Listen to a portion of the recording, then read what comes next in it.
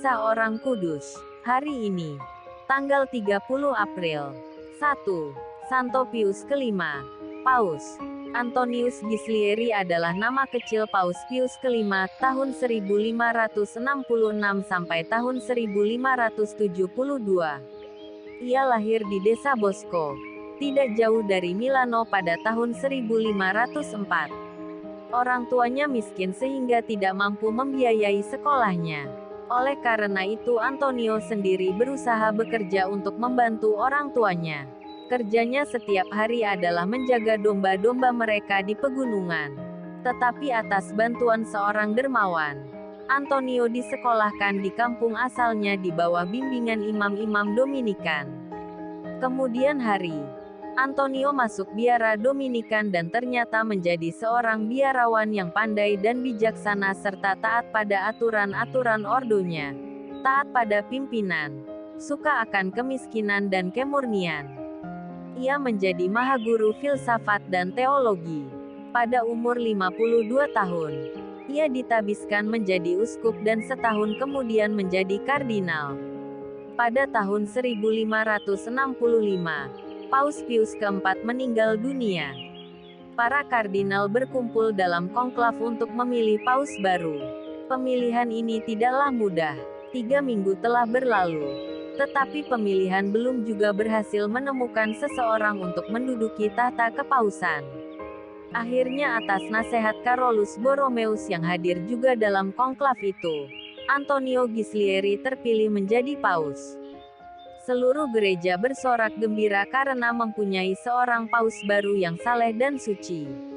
Dalam menjalankan tugasnya sebagai pemimpin gereja, beliau menghadapi banyak masalah. Ia berusaha mewujudkan keputusan-keputusan Konsili Trente. Tugasnya ini dijalankan dengan baik.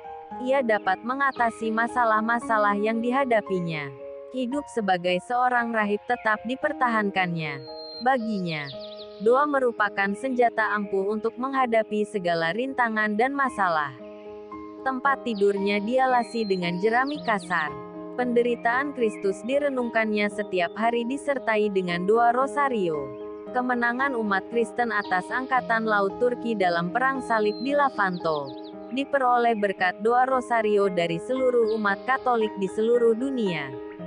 Dalam masa kepemimpinannya, beliau menyederhanakan cara hidup kepausan di Vatikan, menginstruksikan pembaharuan cara hidup ordo-ordo dan para imam projo, memberantas korupsi yang terjadi di Roma dan negara kepausan Vatikan, menginstruksikan pendirian seminari-seminari di setiap keuskupan. Semua rencana yang dirancangnya berhasil baik. Pada tanggal 1 Mei tahun 1572, ia meninggal dunia setelah 6 tahun menjadi pemimpin gereja sejagat. 2. Santo Marianus dan Yakobus. Martir. Marianus dan Yakobus yang berjabatan masing-masing sebagai lektor dan diakon adalah martir gereja purba yang mati pada tahun 259. Pada masa pemerintahan Kaisar Valerian tahun 253 sampai 260. Keduanya ditangkap di Cirta, sekarang Konstantin, Aljazair. Kemudian bersama banyak orang Kristen lainnya, mereka digiring ke Lambesa, sekitar 80 mil jauhnya dari Cirta.